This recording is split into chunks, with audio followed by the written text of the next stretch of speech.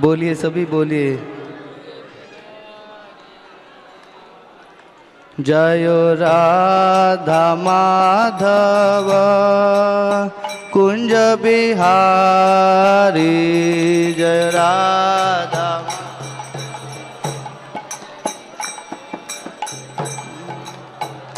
जय गोपी जन वल्लभ गिरिवरधारी।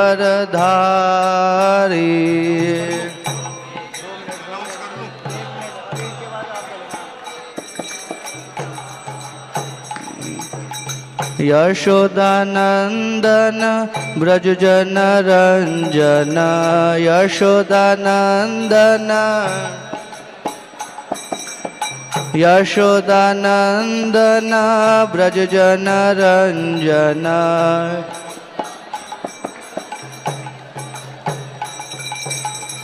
यमुना तीरा वनचारी, यमुना तीरा यमुना तीरा वनचारी।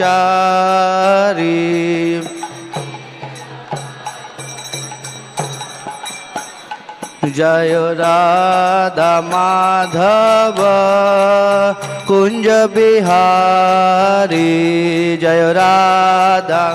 बोलिए बोलिए सभी बोलिए। जय राधा माधव कुंज बिहारी, जय राधा।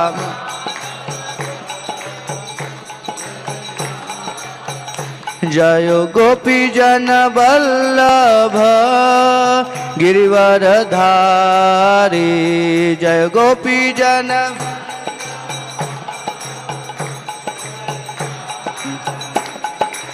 यशोदानंदन ब्रज जन रंजन, यशोदा। प्रेम से ताली बजाइए सभी बोलिए। यशोदानंदन ब्रज जन रंजन, यशोदा। यशोदानंदन ब्रज जन रंजन, यशोदानंदन। यमुना तीर वनचारी, यमुना तीरा। जय राधा माधव कुंज बिहारी, जय राधा। हरे हरे बोलिए, हरे कृष्णा। प्रेम से ताली बजाइए सभी लोग और बोलिए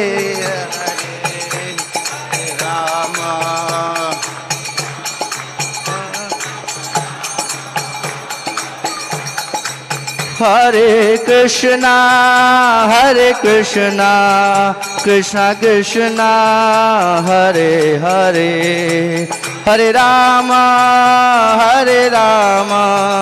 राम राम हरे हरे, हरे कृष्णा। जोर से बोलिए हरि बोल। हरे राम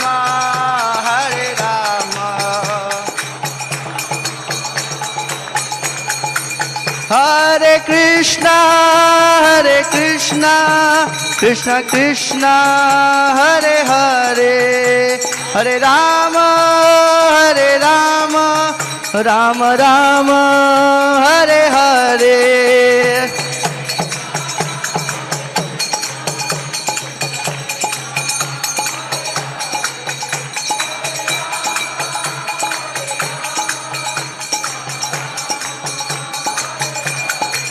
हरि बोल हरि बोल हरि बोल हरि बोल, निताई गौर हरि बोल। जय जय प्रभुपाद प्रभुपाद प्रभुपाद प्रभुपाद प्रभुपाद।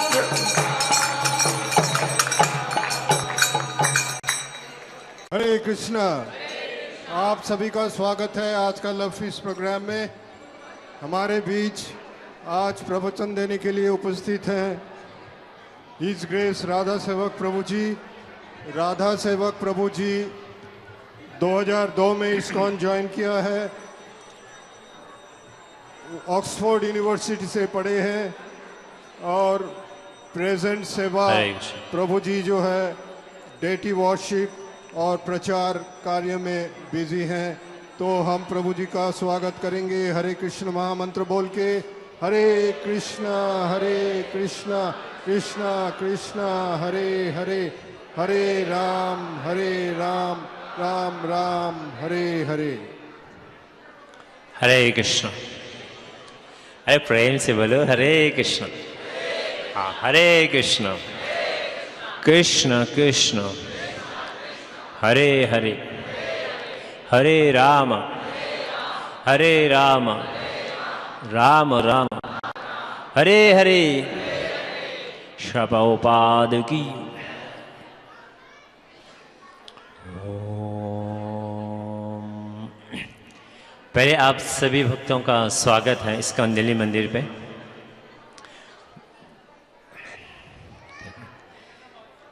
तो जैसे कहते हैं आज बहुत शुभ दिन है। शुभ दिन क्यों है? सुनाई नहीं दे रहे हैं? अच्छा, आज एकादशी है, बहुत बड़ी बात है एकादशी। चलो ठीक है। देखो, अगर सब भक्त यहाँ पर, पिछले बार हम लोगों ने चर्चा किया था भक्तों का संग क्यों होना चाहिए, इससे क्या लाभ होता है। चलो आज और थोड़ा इस चर्चा को आगे लेके चलते हैं। सेंटिमेंट्स अच्छी बात है, इसका आवाज कम करना पड़ेगा। सेंटिमेंट जो है वो बहुत अच्छी बात है, लेकिन हर चीज का विज्ञान भी से कनेक्शन होना चाहिए। ऐसा नहीं है मैं मानता हूं ऐसा है तो है, ठीक है। प्रैक्टिकली शो होना भी चाहिए, प्रूफ होना भी चाहिए, ठीक है। अगर हम कहते हैं कि यहाँ पे मैं एक बड़ा बिजनेसमैन हूँ, कैसे पता चलेगा? प्रैक्टिकली आप एक बिजनेसमैन को तब जानेंगे जब उसके बैंक अकाउंट में पैसा होगा। बैंकरप्ट नहीं है, उसका बिजनेस चल रहे हैं, तो मानेंगे कि बहुत बड़ा बिजनेसमैन है ना। अगर हम कहेंगे कि ये एक क्षत्रिय है, अगर क्षत्रिय को कैसे आप मानेंगे? जब कोई क्षत्रिय की कला होगा, वो निपुण होगा, बॉडीली वो फिट होगा, मसल होंगे, तो हम सोचेंगे हाँ ये तो कोई बॉडी बिल्डर है, तभी माना जाएगा। एक संत को कैसे पहचाना जाएगा? संत का मतलब है उसके पास धैर्य होना चाहिए, धैर्य के साथ और वैराग, ठीक है। ये गुण होता है, इस गुण से हम इसका पहचान होते हैं, ठीक है। अगर हम बोलते हैं कि हम भक्त हैं, कृष्ण भगवान के भक्त हैं, तो कुछ क्रिया होना चाहिए। भक्त ना कहते, भक्त का कुछ क्रिया होना चाहिए। सिर्फ ऐसा नहीं है कि माथे पे तिलक लगा दिया, धोती चादर सज धज के आया और माथे पे शीका है तो वो बड़ा भक्त हो गया। ये भक्त का एक गुण है, उसमें और क्रिया होना चाहिए। लोगों को पता है क्या क्या क्रिया होता है। जो भी भक्त होते हैं उसका, वो भगवान के बारे में जानना चाहते हैं, भगवान के नाम, भगवान के रूप, भगवान के लीला, भगवान के गुण।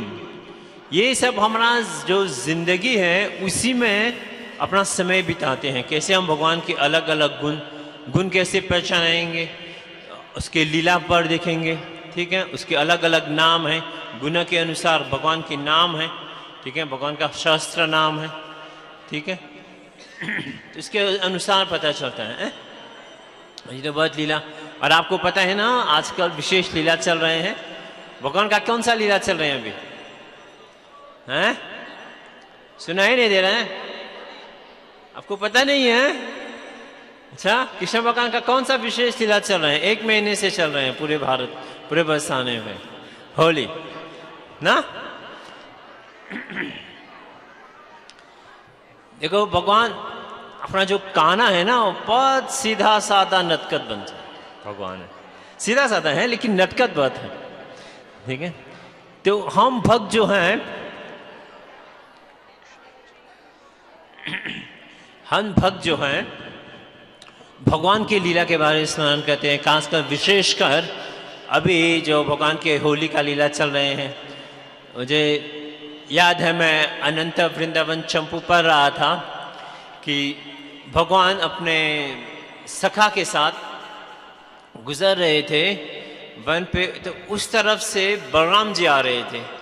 तो भगवान इशारों इशारों पे, बोला नहीं, इशारों इशारों पे, क्योंकि बलराम जी अकेले आ रहे थे, इशारों इशारों पे उसके सखा से बोला उसको होली से, वो क्या कहते हैं आप लोग उसको हिंदी में, गुलाल, हाँ दम के उसको रंग डालो। अच्छा, जब भगवान यहाँ पर हैं, बलराम जी वहां पर आ रहे हैं, सखा लोग इधर से इशारे इशारे भगवान ने कह दिया। भगवान अभी बलराम जी से मिला नहीं, आ ही रहे हैं, वो सखा ने लेके गुलाल भगवान के ऊपर, बलराम जी के ऊपर। बलराम जी जो बल के प्रतीक हैं, अब भैया आप मेरे साथ करेंगे तो मैं भी करूँगा, वो अब कैसे करेंगे, वो भगवान के सखा ज़्यादा हैं। तो भगवान आते हैं, जब तक भगवान पास आते हैं, नहीं नहीं नहीं ऐसा मत करो, आप लोग ऐसा नहीं करना चाहिए मेरे भरे भाई के साथ। कराया वो ही, अब बोलते नहीं नहीं नहीं आप लोग ऐसे क्यों कर रहे हैं, भाई को अकेले दे करके ऐसा नहीं करना चाहिए। तब तक बलराम जी का सखा भी आना शुरू किया। बलराम जी, अच्छा मैं अकेले था तो आप लोगों ने किया, लेकिन क्योंकि कृष्ण भगवान का सखा ज्यादा थे तो उसमें एक मस्ती, वो कहा नहीं नहीं नहीं नहीं ऐसे मत करो बलराम जी के साथ। और पीछे से बोले ठीक है, ये अपना कृष्ण भगवान है, कहते कुछ और करते कुछ और, लेकिन भक्तों के प्रसन्नता के लिए करेंगे जो भी क्रिया है, ठीक है। तो ये भगवान की लीला याद करते हैं, भक्तों को ये होना चाहिए। हाँ होली है कि भगवान का हमको ऐसा लिया, ऐसे बहुत लीला है भगवान का भी होली को लेकर के, कि विशेषकर आज का अमल की एकादशी है तो हम सिर्फ एक संक्षेप कह रहे हैं। तो कैसे भगवान अपने भक्तों के साथ मस्ती करते हैं, ठीक है। और भक्त जो है, भगवान किसी सखा को कहा नहीं कि आप ऐसे करो, बस इशारों इशारों। जो भक्त होते हैं कहना नहीं चाहते, बस भगवान का जो मनोविष्टम है वो उसको जानकारी होते हैं ना। अगर आप कहते हैं ना, अगर आप किसी से बहुत प्यार करते हो, किसी को बहुत अच्छी तरह से जानते हो, तो वो क्या करने वाला है, क्या खाएगा, अगर ये कर रहे हैं उसका अगला क्या क्रिया होगा आपको पता होगा बिना बोले, ठीक है। इसी को कहते हैं भक्त जो है, भगवान को बोलना नहीं चाहिए। जैसे ये, हाँ आज ये है होली है तो भगवान को रंग डालना चाहिए, तो भगवान को ये क्रिया सुंदर है तो ऐसे होना चाहिए, ये भक्तों का जिंदगी से चलते हैं, ठीक है। जैसे आज आप अगर आप देखेंगे श्रृंगार में देखेंगे कि भगवान के गले पे अमल की माला लगा है, क्योंकि आज अमल की एकादशी, भगवान को आज के दिन अमला बहुत प्रिय है, इसलिए भक्त ने अमल की का माला भगवान को अर्पण किया है, ठीक है। लेकिन हाँ ठीक है, हमको भगवान के नाम रूप गुण लीला जानना चाहिए। साथ साथ में ईशोपनिषद का 14 श्लोक पे कहा गया है कि साथ साथ में हमको इस भौतिक संसार को भी जानना चाहिए, जो टेम्पोररी है, जो शाश्वत नहीं है ना, ठीक है, टेम्पोररी है। उसके देवी देवता को जानना चाहिए, मनुष्य को जानना चाहिए, जानवर को जानना चाहिए और पेड़ पौधे को जानना चाहिए। तब हमको मोक्ष प्राप्त होगा। क्या बात है, भगवान का नाम गुण लीला आपने बोला तो ठीक है। अब इस भौतिक संसार में लोग कितना कपट हैं, इसको जानने से क्या लाभ, पेड़ पौधे जानवर को जानने का क्या। चलो देवी देवता को तो मैं मान ही लेता, देवी देवता को आप कहते हो मान लेते, लेकिन मैं तो कृष्ण भगवान का उपासना हूँ, देवी देवता से हाँ बस प्रणाम करता हूँ, उपासक नहीं हूँ। उपासना अलग होते हैं, ठीक है। तो इसको क्यों जानना चाहिए? अच्छा, और ईश्वर प्रसाद में कहते हैं इसको जानने के बिना आपको मोक्ष प्राप्त भी नहीं होगा, मोक्ष भी प्राप्त नहीं है। बाकी भगवान का नाम जाना तो क्यों? देखो, इसमें एक लॉजिक है, इसमें एक साइंस है, ठीक है। पिछले बार जब प्रवचन किया तो मैंने कहा था, देखो अगर हम मनुष्य को जानना चाहिए, पहले चलो हम समझते हैं 330 करोड़ देवी देवता है, सबको कैसे जान सकते हैं हम? तो कुछ विशेष देवी देवता को जानते हैं जो उपासना में हमको मदद करते हैं, ठीक है। ये जरूरी है, वरना सब उपासना पूरा नहीं होते हैं, ठीक है। फिर मनुष्य को क्यों जानना चाहिए?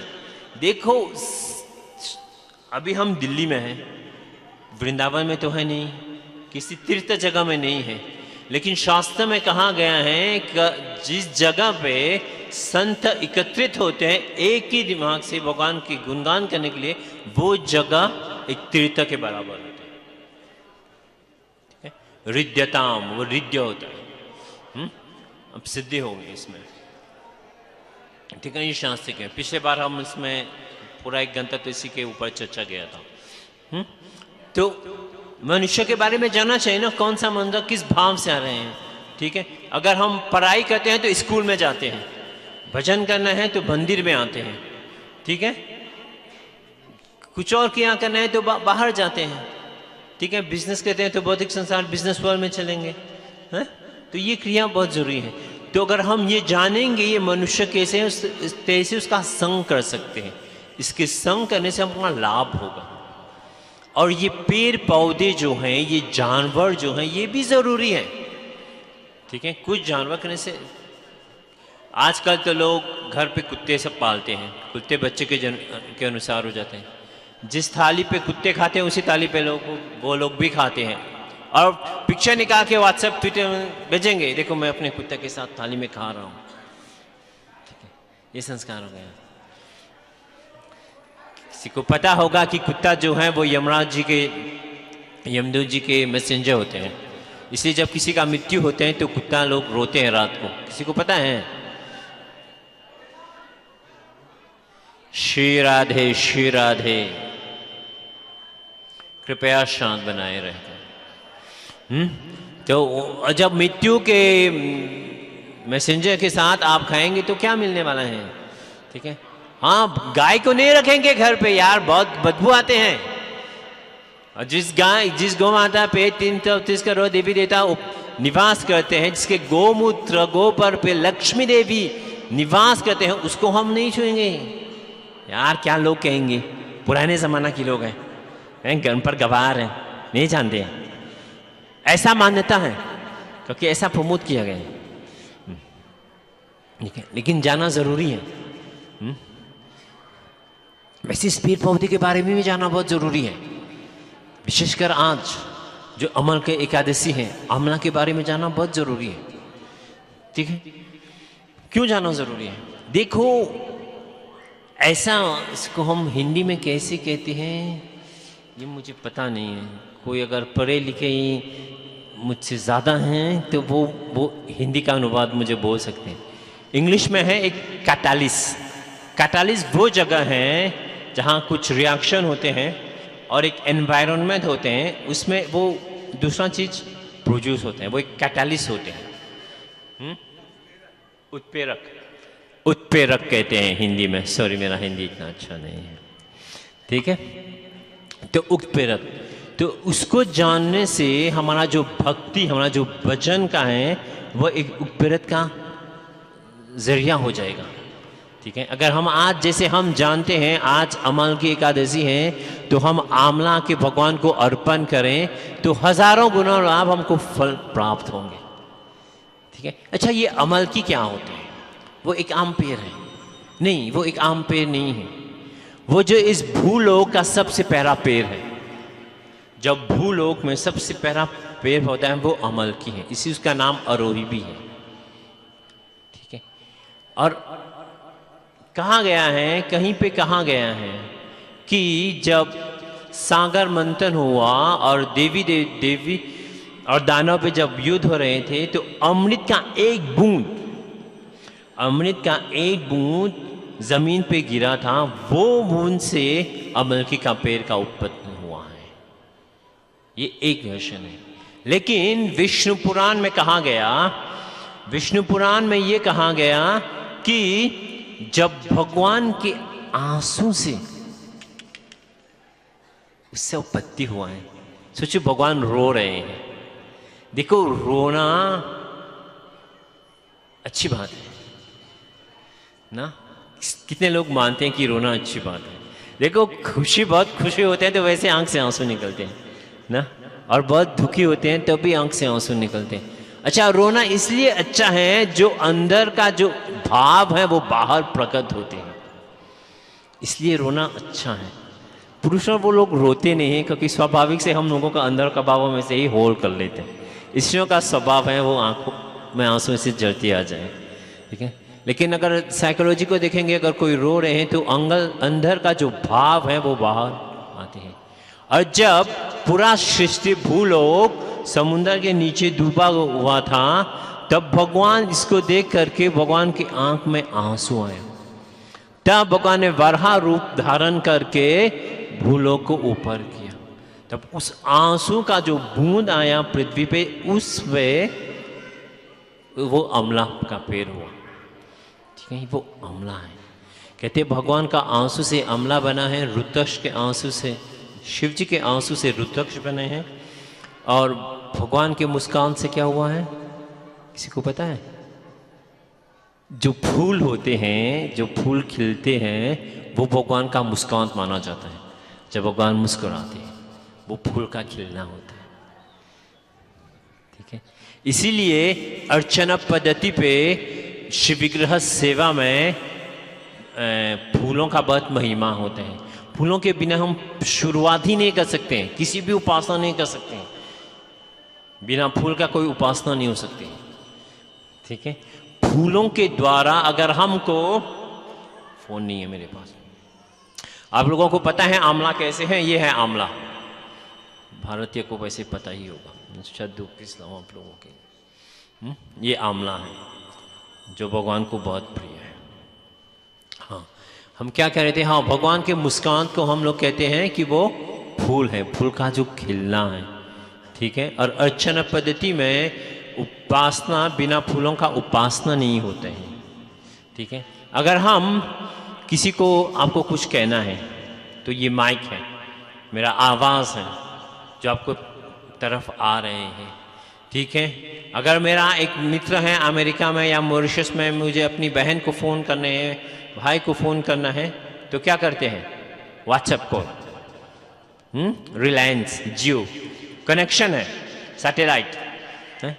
अगर हमारा जो भावना है भगवान की तरफ, जो हृदय का ये है, भगवान को कैसे पहुँचाएं, संदेशा है हमारा हृदय का जो संदेश है, हम भगवान को कैसे पहुँचाएं, तो ये फूल का जो मित्र मात्र होता है। जब भी आप उपासना का एक फूल लेकर के, जो भी आपका मनोकामना है उसको आप याद करके भगवान के चरण, वो एक मैसेज हो जाता है, इसमें भगवान पढ़ सकते हैं। जब भगवान गोरोचन शाम को पहुंच रहे थे व्रज में, जैसे वो पहुंच रहे थे तो ऊपर से गोपियां ऊपर से फूलों का बरसात करेंगे। तो जो माँ हैं सोचेंगे ठीक है, अच्छी बात है, कृष्णा जा रहे हैं गोपियों फूलों का, लेकिन वो फूलों का बरसात नहीं है, इस फूलों में एक मैसेज पाया था, कृष्णा हम हमको कहाँ मिले, हमारा क्या इश्क, हमारा क्या ये है, डिजायर है, क्या कहते हैं, इच्छा क्या है, ठीक है। और भगवान, सिर्फ भगवान उसको पढ़ पाते थे। गोपाल सब किसी को कुछ पता नहीं होता था, हाँ ये गोपी ने ये मैसेज बोला, ये सब भगवान उसको याद आता था, ठीक है। इसलिए बहुत महिमा है फूलों का, ठीक है। बेशक अलग अलग फूल का अलग अलग प्रयोग होता है, इसमें हम डिटेल में ना जाएं तो अच्छा हो जाएगा, लेकिन उसका बहुत इम्पोर्टेंस है, बहुत महिमा है। श्री सनातन गोस्वामी ने पूरा हरिभक्ति विलास का एक अध्याय, पूरा 7वां अध्याय जो है सिर्फ फूलों के बारे में कहा, कौन फूल कब इस्तेमाल करना चाहिए, कौन सा फूल इस्तेमाल नहीं करना चाहिए कृष्णा भगवान के पद्धति पे। ये सिर्फ तो एक पूरा, अगर एक अध्याय पूरा एक ही विषय पे चर्चा हो तो उसका महिमा तो कुछ और ही विशिष्ट होता है। ठीक है, तो ये है तो भगवान का ये मुस्कान। तो जो आंवला है, आंवला का पेड़ बहुत लोग आपने देखा होगा यहाँ पे, अगर नहीं देखा है जब आप यहाँ से निकलेंगे लेफ्ट में लेना, फिर जब एग्जिट जहाँ ये जीना है ऊपर चढ़ते ही लेफ्ट में एक पेड़ है आंवला का, आप दर्शन कर सकते हैं। दर्शन करने मात्र ही हमारा पाप नष्ट हो जाते हैं, दर्शन मात्र, नाम लेने मात्र, ये उसका शक्ति है, ये इतना शक्ति है। पद्म पुराण में एक कहानी है कि एक बार एक चंडाल गया। चंडाल क्या करेंगे, चंडाल वो हैं जो नीम जाति के होते हैं। फिर गया शिकार करने के लिए जंगल में। अब शिकार कर रहे हैं, गरीब लोग होते हैं, इतना अमीर नहीं होते हैं कि सवेरे पूरा खा के निकलेंगे घर से तब जाके मेहनत करके आएंगे। खाली पेट गए हैं, शिकार मिलेगा तब परिवार चलेंगे, शिकार नहीं मिलेंगे तो वैसे ही सोना पड़ेगा। तो गया, कुछ शिकार करते करते काफ़ी समय हो गया, जंगल की और अंदर अंदर चले गए शिकार करने में। बहुत भूख लगना शुरू कर लिया, 2 बज रहे हैं, सबको भूख लगाना शुरू हो जाते हैं। अब उसको भी भूख लगना, तो सोचा अब क्या खाएंगे, घर में तो नहीं है। जो पत्नी को बोलेंगे यार सब प्रसाद निकालो, नहीं निकालेंगे तो थप्पड़ मारेंगे, ऐसा तो नहीं होने वाला है, तो क्या करेंगे। बेचारा होता ठीक है। अच्छा, एक पेड़ दिखा आंवला का, पका हुआ आंवला था ऐसे, तो बोला जाए कुछ तो मिल जाए खाने के लिए। पेड़ के ऊपर चढ़ गया और पूरा पेट भरा आंवला खाया। अब भूख है इतना, अब जो भी शिकारी किया है, क्या चिड़िया था, डियर को क्या कहते हैं हम लोग, हिरन थे। अब उसको उठा के घर कैसे जाएंगे, खाली पेट तो वैसे ही है, कुछ तो ताकत होना चाहिए ना। ठीक है, तो आंवला के पेड़ पे चढ़ा, ऐसे आंवला खाया। एक नहीं खाया, हम लोग तो 1-2 आंवला खा करके नहीं बहुत कड़वा है तो क्या, लेकिन वो भूखा था, ऐसी था, तो बहुत आंवला खाया, पका हुआ आंवला। आंवला में जब पका उसका जूस जो होते हैं बहुत अच्छा होते हैं। आजकल तो डाइट में सब लोग आंवला जूस लेते हैं, स्किन के लिए बहुत अच्छा है, केस के लिए बहुत अच्छा है। वैसे आध्यात्मिक दृष्टि से नहीं लिया जाता है आजकल ना। हाँ देखो लोग कितना हंस रहे हैं, पता है, लेकिन उसका आध्यात्मिक बहुत विशेषता है।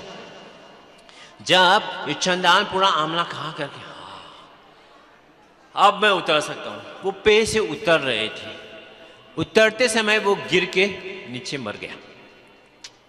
अब बड़ा पेड़ से गिरेंगे तो, और क्योंकि जब खा लेते हैं ना तो थोड़ा दिमाग सोने में आता है ना, स्वाभाविक है, और पूरा फोकस नहीं मिलते हैं। इसलिए कहते हैं खाली पेट भजन करना चाहिए, भोजन के बाद भजन नहीं होते हैं। लोग कहते हैं खाली पेट भजन ना हो गोपाला, ये तेरा झोली ये तेरा हमारा। वास्तव ऐसा नहीं है, जैसे पेट भरा है भजन नहीं होते हैं, बस सोना पड़ता है। ठीक है, अगर आप भजन करने के प्रयास भी करेंगे तो देखेंगे कि वो ध्यान पूर्वक नहीं हो पाते हैं। स्कंद पुराण में कहते हैं कि जो खाली पेट भजन करते हैं, खाली पेट भजन करते हैं, उसका महिमा हजारों गुण होता है। इसलिए संत पहले जाके अपना भजन करते हैं, फिर बाद में भोजन होता है। ठीक है, तो वो बेचारा पेड़ से गिर के मर गया। अब यमराज ने बोला अच्छा तुझे तो मैं लेके जाऊंगा। यमदूत ने बोला क्योंकि तू तो बहुत पाप किया है, इतने जानवर को मारते हो डेली जंगल में, तो तेरा तो भैया नरक का जगह है ही है। दो यमदूत आया। अब वो लोग आए वो शरीर को लेने के लिए, लेकिन मृग शरीर, देखो जो कोई मर जाता है तो शरीर वैसे मुरझा जाता है ना, और जो कोई जवान लड़का होगा, जवान लड़की होगा, उसके चेहरे में एक ऐसा ही तेज होता है, एक ग्लो होते हैं। जैसे बुढ़ापा आता है वो ग्लो कम होना शुरू हो जाते हैं, और मृत्यु के समय वो होता ही नहीं है। ठीक है, लेकिन जब ये चंडाल मर गया, जो यमदूत हैं वो उसके पास, मृत शरीर के पास जा ही नहीं सकते हैं, जाना तो दूर, ऊपर से दृष्टि भी नहीं देख पा रहे हैं। तो बोलते भी बिना देखे आप कैसे किसी कुछ उठा के जा सकते हैं। ठीक है, तो बोलता है ये क्या हो गया, अरे मेरे आंख में क्या हो गया, क्या मुझे कैटरैक्ट हो गया है क्या, अब देख नहीं पा रहे हैं इस मृत शरीर को। तो नहीं दिख पा रहे हैं, तो बोला, उसके दोस्त से पूछा, अच्छा मैं नहीं दिख रहा हूं, तू तो दिख रहे हैं। नहीं नहीं, मुझे भी नहीं दिखाई दे रहे हैं, बहुत तेज निकल रहे हैं वहां से, क्या बात है। तो वो लोग वो शरीर को लेके जा नहीं पाया। अब देखो, जब यमराज ने क्रिया दिया यमदूत जी को, तो क्रिया तो होना पड़ेगा ना। अब कर नहीं पा रहे हैं, तो वो लोग तो अभी क्यों नहीं हो पा रहे हैं। तो वो गया ऋषि से पूछा, आगे में जंगल में कुछ ऋषि मुनि था, तो पूछा हम लोग ये शरीर क्यों नहीं उठा पा रहे हैं। तो ऋषि ने बोला, आप वो शरीर को लेके जा ही नहीं सकते हैं, क्योंकि मरने से पहले उसने आंवला खाया था। आंवला का जो जूस है, सूखा हुआ आंवला, आजकल तो आंवला पाउडर भी होते हैं, वो लोग सोचते हैं भाई ये इससे भी से काम चलेगा, ऐसा नहीं है, ठीक है। आजकल तो बिजनेस मार्केटिंग के कारण से ये लोग को धोखे दिया जाता है, लेकिन जो ये आंवला है उसके जूस, क्योंकि ये शरीर पे गया, जितना भी उसका पाप था नष्ट हो गया, इसीलिए आप लोग तो पास ही नहीं जा सकते हैं, इसलिए इसको विष्णुदूत ही लेके जा पाएंगे। तब विष्णुदूत लेके इसको लेके गया, तो हम समझ सकते हैं, ठीक है, कि आंवला कितना इम्पोर्टेंट है, उसका महिमा क्या है, ठीक है, भगवान को कितना प्रिय है। अच्छा, आप पंडित जी, आप तो क्या है, टाइम पास कर रहे हो, या सत्संग में बैठे हो, बस हम लोगों को कहानी सुना रहे हो, बस 2 बजे तक कहानी सुनाना है और हम लोग चले जाएंगे, हैं? ऐसे थोड़ी होता है, सब पैर होते हैं। काफ़ी लोग तो मानते नहीं हैं। भैया आप कह रहे हैं, क्या प्रमाण है, ठीक है, भगवान को हम कैसे मिल सकते हैं, हम इस भूलोक में हैं, वो स्पिरिचुअल वर्ल्ड में, मान लीजिए वैकुंठ है, कुछ ऐसा है, मान भी लेता हूं, तो कैसे कनेक्शन होगा, वो नहीं हो सकते हैं। अरे भैया, अगर आप कहीं चलती भौतिक संसार से एक मोडेम लेके आप अपने मोबाइल को वाईफाई से कनेक्ट करके पूरे वर्ल्ड में जा सकते हो, तो क्यों भगवान इसके ऊपर अपना शक्ति नहीं डाल सकते हैं? हैं? हमारे पास एक मोबाइल है या हमारा लैपटॉप है, मोडेम से वाईफाई को कनेक्ट करते हैं, तो हम पूरे संसार चला जाते हैं, पूरे वर्ल्ड में हम चैट कर सकते हैं, अमेरिका में क्या हो रहे हैं, ऑस्ट्रेलिया में क्या हो रहे हैं, जान सकते हैं। पहुंच गया, मेरा चेहरा यहाँ पर है, वहां पर पहुंचे हुए हैं, ठीक है। ये तो इस भौतिक संसार का छोटा सा सृष्टि है, जो हम लोग छोटे से मनुष्य हैं, जब अपना दिमाग इतना ही छोटा है, इतना कर सकते हैं, तो ये परम भगवान है, उसके पास कोई शक्ति नहीं होगा, वो किसी को शक्ति नहीं दे सकते हैं। अमेरिका में साइंटिस्ट ने एक एक्सपीरियंस किया 2000 मरीजों के ऊपर। 1000 मरीज को बोला, हम लोगों ने ये एक गोली, जो मरीज था कैंसर पेशेंट था, आप लोगों को पता है जिसको कैंसर है 90% मरीज जाते हैं, कोई चांस नहीं है। और साइकोलॉजिकल मानसिक रूप से वैसे ही लोग मर जाते हैं, जब जानते हैं कि मैं मरने ही वाला हूं, तो और जैसे मर जाते हैं, ठीक है। तो साइंटिस्ट ने क्या किया, एक गोली लेके गया, 1000 पेशेंट जो कैंसर पेशेंट थे, उसको बोला देखो अभी वैज्ञान ने एक नया गोली निकाला, इसको लेने से आपका बीमारी नष्ट हो जाएगी, तो लेकिन 6 महीने का कोर्स है, आप लोगों को ऐसे ऐसे ये दवाई लेना है और 6 महीने के बाद आप लोग ठीक हो जाएंगे। तो मरीज हैं जो भी हैं, जब डॉक्टर के पास जाते हैं, जो भी बोलते हैं, झूठ भी बोलेंगे तो हम सच ही मानते हैं, क्योंकि क्या अपना स्थिति ही ऐसा है कि परेशान है, रोगी है, हम सोचते हैं कि वो लोग ज़्यादा जानते हैं, ठीक है। अब हमको धोखा दे या ना दे, धोखा दे या धोखा दे, जो भी हमको मानना ही पड़ेगा ना। तो ये है, तो यही गोली लेकर के दूसरे 1000 पेशेंट को गया और बोला डॉक्टर ने, देखो कैंसर का कोई इलाज नहीं है, लेकिन हमारे पास कोई ऑप्शन भी नहीं है, बस ये गोली है, आप लोग लीजिए, इसमें बच सकते हैं या मर भी सकते हैं। लेकिन दोनों गोली एक ही है। बस 1000 पेशेंट को उसने बोला यही गोली है, दूसरा 1000 पेशेंट को बोला ये गोली ऑप्शनल है। तो जो 1000 पेशेंट को पता था कि मुझे ये गोली खा करके मैं बच जाऊंगा, उसमें लगभग 80% लोग बच गए, 20% मर ही गए, ठीक है। और जो दूसरा 1000% था जिसको बोला गया था कि ये ऑप्शनल, हमारे पास कोई ऑप्शन नहीं है इसलिए हमको ये गोली दे रहे हैं, उसमें 90% लोग मर गए। ये मैं नहीं कह रहा हूं, ये साइंटिफिकली प्रूवन है, अमेरिका के साइंटिस्ट ने प्रूव किया है।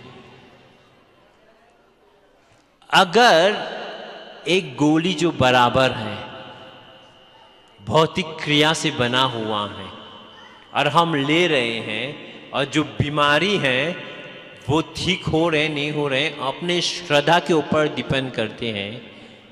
जो वैज्ञान का कहना है, जो हम लोग ज़्यादा मानते हैं, शास्त्र पर लोग सोचते हैं शास्त्र जो है कोई बेवकूफ़ लोग मानते हैं या कोई जिसको कोई किसी ने पढ़े लिखे लोग हैं जो बाकी लोगों को बेवकूफ़ बनाने के लिए लिखा गया है, ठीक है। लेकिन ये साइंटिफिकली प्रूवन है, ठीक है, कि ये है। अगर ये भौतिक संसार का ये गोली जो बराबर क्रिया, बराबर वस्तु से बना हुआ है, बराबर बीमारी है, तब ऐसे उसका असर हो रहे हैं, तो आध्यात्मिक संसार का कहना ही क्या है। अगर श्रद्धा नहीं है तो कुछ नहीं चल सकते, श्रद्धा ही से जिंदगी चलते हैं। श्रद्धा से तो अपना सफर शुरू होता है, जो भी सफर है वो श्रद्धा ही से शुरू होता है, ठीक है।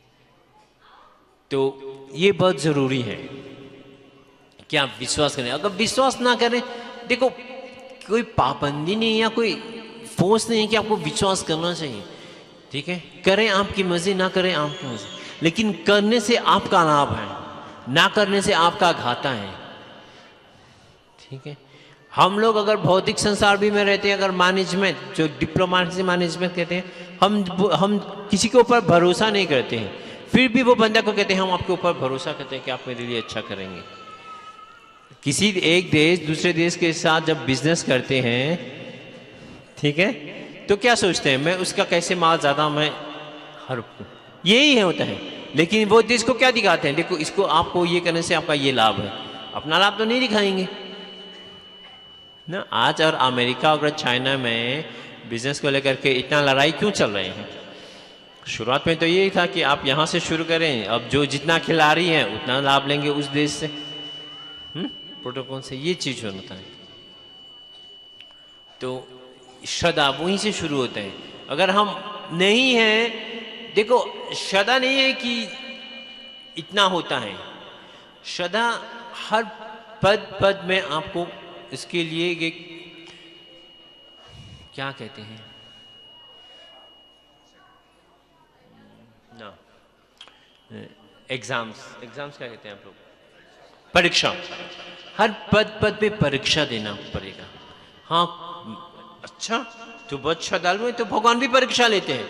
हर किसी का परीक्षा तो भगवान ने लिया, श्रीमती राधानी का परीक्षा भगवान ने लिया, गोपियों का परीक्षा भगवान ने लिया, हमको क्यों नहीं लेंगे।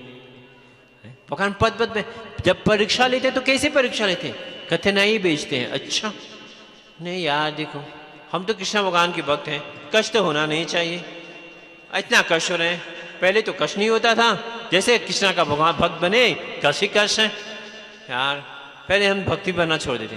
काफ़ी लोग का ये जो संस्था से जुड़ते हैं थोड़े समय के, अगर शास्त्रिक का ज्ञान है तो ऐसे उन लोगों का अनुभव होता है। देखो कष्ट में कृष्णा प्राप्त होते हैं। कुंती महारानी का प्रार्थना क्या है, कृष्णा तू मुझे कष्ट दो, आप मुझे कष्ट दो, क्योंकि उस कष्ट के समय आप तो थे साथ में। पांडव को देखेंगे हमेशा भगवान उसके साथ थे, लेकिन जिंदगी जन्म से लेकर तक कितना कष्ट झेला है। और हम कृष्ण भगवान के भक्त होते भाई हमको तो कष्ट नहीं होना चाहिए, हैं भक्तों के इतना कष्ट क्यों हो रहे हैं, ऐसा नहीं है। कष्ट होने से भगवान का बहुत करीब आते हैं। देखो आग है, अगर आग के दूरी में बहुत दूर है आप जलेंगे नहीं, ना गर्मी मिलेंगे, ठीक है। जैसे जैसे आप आग के करीब आना शुरू करेंगे तो थोड़ा गर्मी लगना शुरू करेंगे, और ज्यादा करीब जाएंगे तो जलना शुरू होगा, ठीक है। लेकिन वो कब अच्छा होते हैं, ठंडी के मौसम पे। ठंडी के मौसम में क्या अच्छा होता है, आग, और गर्मी के मौसम में वही आग क्या होते हैं यार, सजा होता है ना। ये सजा क्यों होते हैं, क्योंकि अपने स्थिति के अनुसार, ठीक है, अपने शरीर के मांगनीयता के अनुसार वही शरीर अगर बीमार है, हम देखेंगे कोई अगर बीमार होते हैं पूरे समय में जितना गर्मी हो वो कंबल ओढ़ के जाएंगे। यार हम तो वैसे ही बिना सिर्फ एक चादर से जाएंगे, लेकिन क्योंकि उसको बुखार है तो क्या करते हैं, पूरा कंबल ओढ़ते हैं क्योंकि उसको ठंड लग रहे हैं, क्योंकि ये शरीर की स्थिति के अनुसार है। थोड़ा कि स्थिति के अनुसार अगर हम भगवान के पास जाएंगे, ये कष्ट जो होते हैं जो पद पद में हमको मिलते हैं वो भगवान की ओर करीब करते हैं। तो ये गर्मी होते हैं, कष्ट का ही गर्मी। तब हमको पता होगा ना हम भगवान के कितना करीब हैं। जितना दूर अग्नि से दूर रहने से क्या आपको गर्मी लगता है, कोई फर्क नहीं पड़ता है। धुआं भी ज्यादा दूर रहेंगे तो धुआं भी नहीं आते हैं, ठीक है।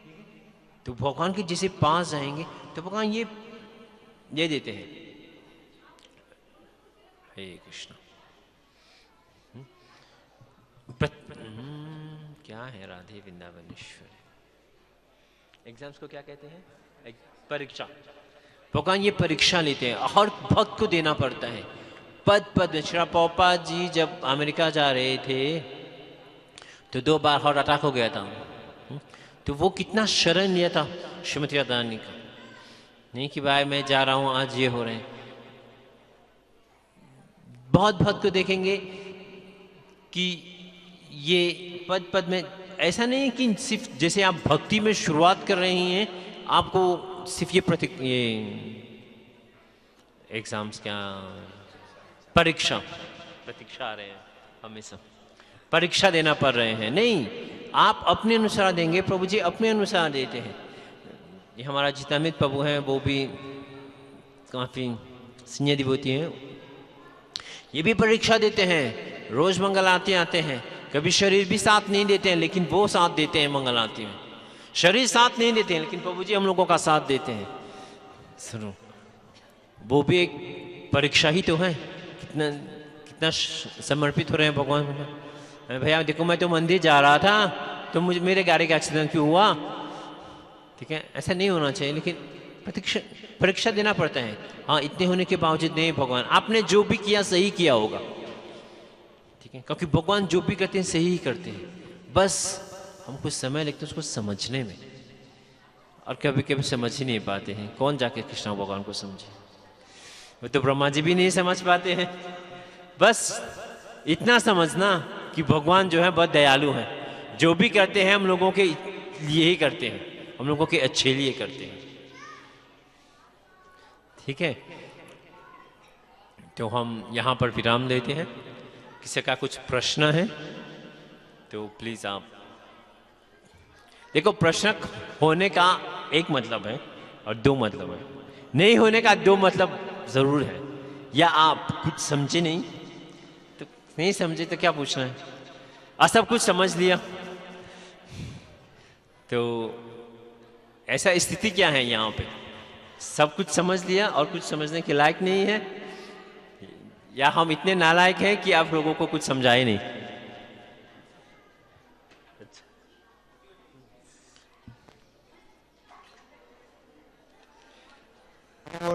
हरि बोल। हरे कृष्णा प्रभु जी, हरे कृष्णा प्रभु जी। प्रभु जी जैसे हम लोग तुलसी पौधा वगैरह लगाते, तुलसी पौधा लगाते घर पे, तो कभी कभी मतलब पानी देने के बावजूद भी तुलसी पौधा सूख जाते, उसका कोई रीज़न है क्या प्रभु जी?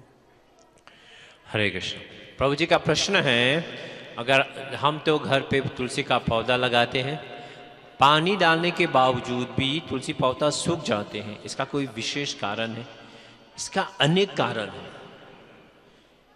एक जो तुलसी का पौधा आप लगाए हैं, कितना पानी दे रहे हैं, ठीक है। पानी देने का ये एक समय सीमित होता है, और पौधे के लिए सिर्फ पानी जरूरी नहीं है, क्या जो मिट्टी है वो सही है, क्या जो वातावरण है बाहर का, गर्मी है, ज़्यादा ठंडी है, ज़्यादा हवा आ रहे हैं, वो सुरक्षित है या नहीं है। और ये 3 मूल कारण आप वहाँ से आप चेक कर सकते हैं। अभी गर्मी है तो बाहर रखेंगे, ठंडी पे तो तुलसी को घर के अंदर रखते थे, ठीक है, जहाँ वो ठंडी नहीं ज़्यादा नहीं मिल रही है। बेशक जब ठंडी होते हैं तो इतना एक्सपांड नहीं होता है, तो वो एक आर्टिफिशियल गर्मी का मौसम क्रिएट करना पड़ता है, ठीक है। और हाँ, अगर कुछ प्रभुपाद जी कहते थे कि जब 12 मिनट हमको पता होना चाहिए कि कितना भक्ति है, तो आप जाके मंदिर का तुलसी का बगीचा देखो, आपको पता चलेगा कि कितना भक्ति है। और जब तक कोई तुलसी का बगीचा नहीं होते थे तो प्रभुपाद ने बोलते थे मंदिर मत खोलो उस जगह पे, पहले तुलसी का एक बगीचा बनाओ। तुलसी जो होते हैं वो भक्ति का, कैसे हम उसको मेजर कर सकते हैं, मेजर क्या कहते हैं आप, कैसे नाप सकते हैं, ठीक है। बेशक अगर आप केयर करेंगे तो वो मरेंगे नहीं। मैं जानता हूँ जब मैं शुरुआत किया था साल 2002 में तुलसी महारानी का सेवा करने के लिए, तो 3-4 बार मैं जब तुलसी लगाता था तो वो मर जाते थे। बहुत प्रार्थना करता था, बहुत विनम्रता से प्रार्थना, भगवान आप ऐसे क्यों हैं, हमसे क्या गलती हुआ आपने। फिर उसके बाद गुरु महाराज के आशीर्वाद से, भक्तों के आशीर्वाद से बहुत अच्छा तुलसी का बगीचा बनाया था भगवान का, आज भी है पीछे, और बड़े बड़े तुलसी भी होते थे उस समय। लेकिन शुरुआत में अपने ये होते हैं, ठीक है। और सिर्फ लगाना नहीं है, तुलसी का क्रिया भी होते हैं, 9 प्रतिक्रिया होते हैं तुलसी का सेवा में।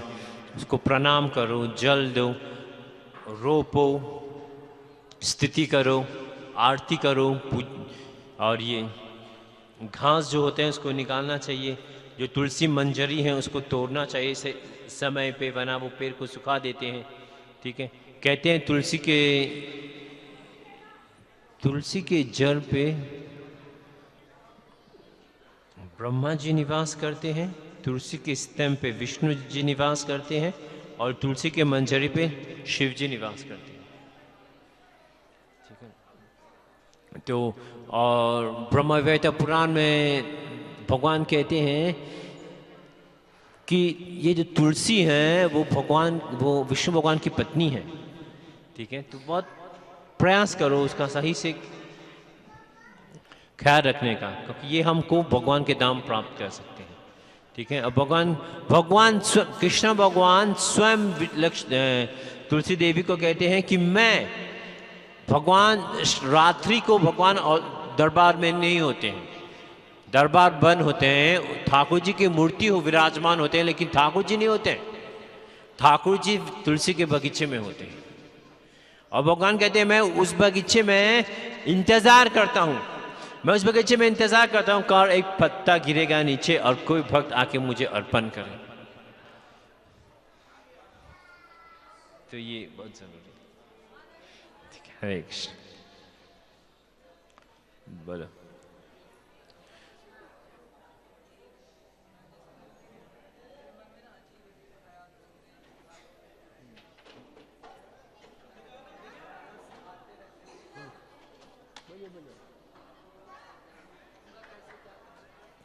प्रभु जी का प्रश्न है कि वो भक्ति करने का प्रयास कर रहे हैं, अभी जुड़े हुए हैं, लेकिन जैसे से भक्ति कर रहे हैं, लेकिन भक्ति करते के समय भी बहुत गंदे गंदे ख्याल आते हैं, ठीक है। अच्छा, और मैं तो कभी कभी सुना वही है कि लोग कहते हैं देखो जो लोग भक्ति बेहतर हैं, जो लोग भक्ति नहीं करते हैं। तो ये ख्याल नहीं देखा मैंने देखा भक्तों के दिमाग में ज़्यादा गंदे गंदे ख्याल आते हैं, ठीक है। देखो ख्याल बहुत हजारों जन्म से है, अभी जो आप भक्ति कर रहे हैं वो ख्याल कुछ संस्कार है, संस्कार जो कितने साल से आपने कितने जन्म से किया है वो तो दिमाग में रिकॉर्ड है। देखो अगर आप एक कंप्यूटर का कुछ भी एंट्री करते हैं, डिलीट करने के बावजूद भी वो अंदर होते हैं, वो जाते नहीं ना। बहुत ज़्यादा डाटा अंदर करने के बाद तब जाके वो निकल जाता है ना। तो जितना आप पॉजिटिव एनर्जी ग्रहण करोगे उतना वो चला जाएगा, एक संघर्ष है वो तो आएगा। देखो अभी जाना, अभी तो विंटर हुआ है, नदी किनारे जाइए तो पूरा साफ है नदी। जैसे जैसे समय आ रहे हैं, जैसे जैसे नदी सूखना, यही नदी जो आप आज जाइए उस नदी में, यार कितना अच्छा है, कितना साफ पानी है, ठीक है। बंद कर लीजिए, किसी को कुछ अंदर आने मत देना। लेकिन जैसे जैसे समय आ रहे हैं ये नदी सूखना शुरू हो जाते हैं तो अंदर देखेंगे यार कुत्ता मरा हुआ कुत्ता मिलते हैं, किसी का जूता गिरा हुआ है इसमें, वही नदी है, लेकिन जब भरा हुआ था दिखाई नहीं दे रहा था। जैसे सूखना शुरू किया तो सब गंदगी दिखना शुरू हुआ। हाय हाय हाय, इसी नदी किनारे में रहता था, इसमें मेरा पैर कितना गंदा नहीं। लेकिन ये समझना चाहिए आपको, हमारा जो मन है वो उस नदी के बराबर है। जब हम भक्ति नहीं लेना शुरू किया तो क्या है, पूरा देखते हैं कि साफ है। जैसे भजन के अग्नि से ये जलना शुरू किया तो जितना भी गंदगी है वो बाहर आना शुरू होती।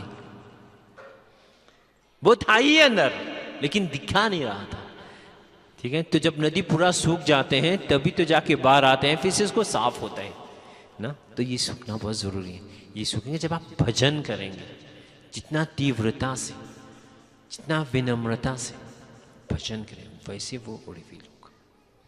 ठीक है,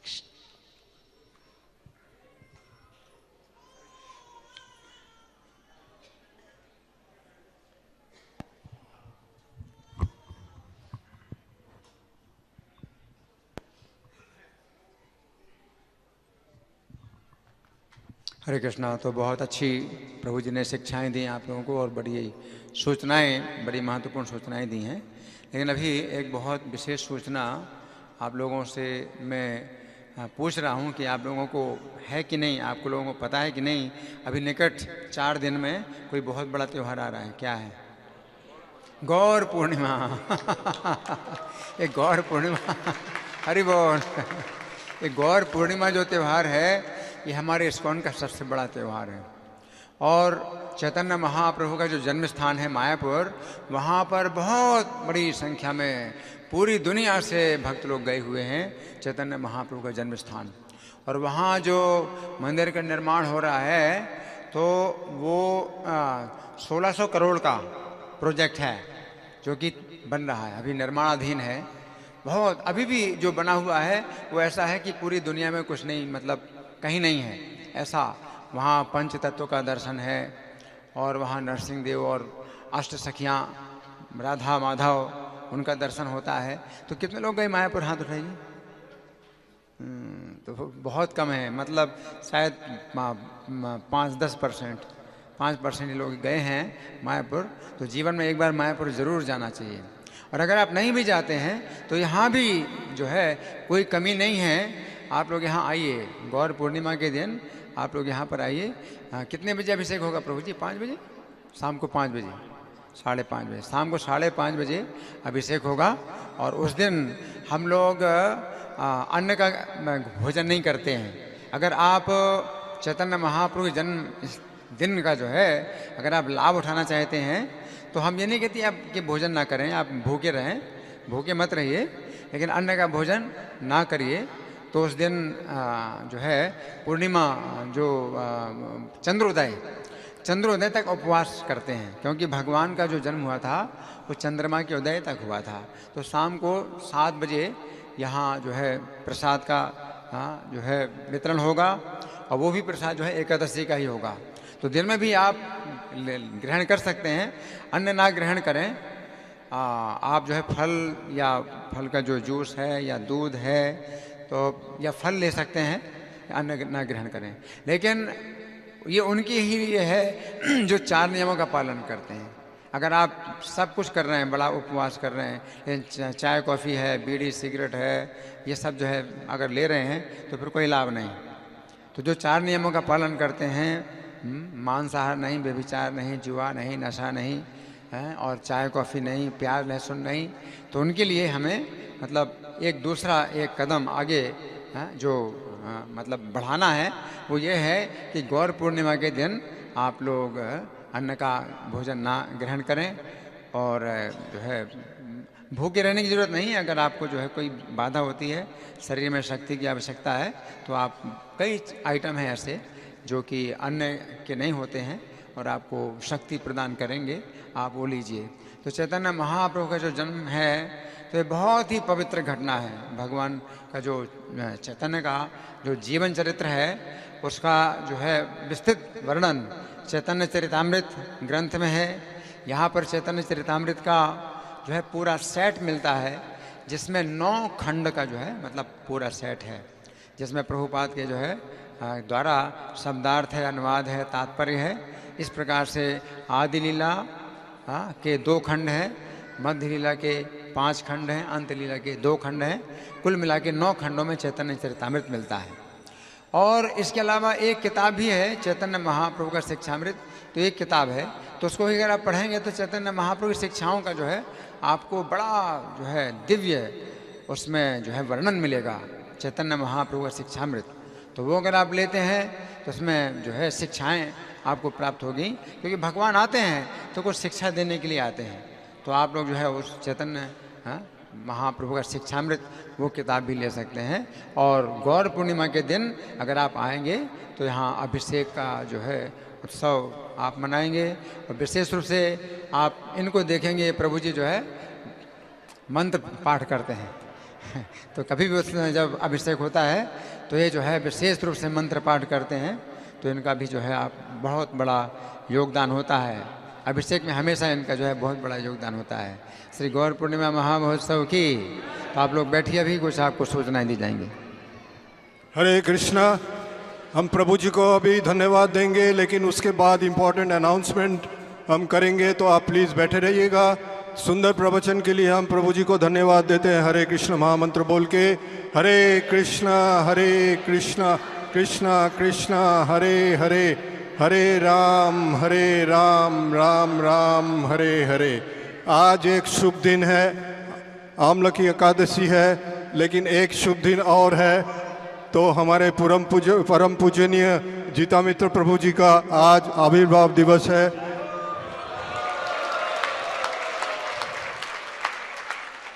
जीतामित्र प्रभु जी हमारे मंदिर में वरिष्ठ भक्त हैं और संस्कृत के स्कॉलर हैं। शास्त्र के बारे में उनको बहुत अच्छी तरह नॉलेज है। प्रभु जी का लिखा हुआ किताब है श्री भगवान ने कहा, और प्रभु जी के साथ हुआ रियलाइजेशन का भगवान के साथ दिव्य चमत्कार। तो आप जो भी परचेज करना चाहते हैं तो आप लाइब्रेरी से आप बुक स्टॉल से आप ले सकते हैं। तो प्रभु जी को हम ग्लोरीफाई करेंगे हरे कृष्ण महामंत्र बोल के। हरे कृष्णा कृष्णा कृष्णा हरे हरे, हरे राम राम राम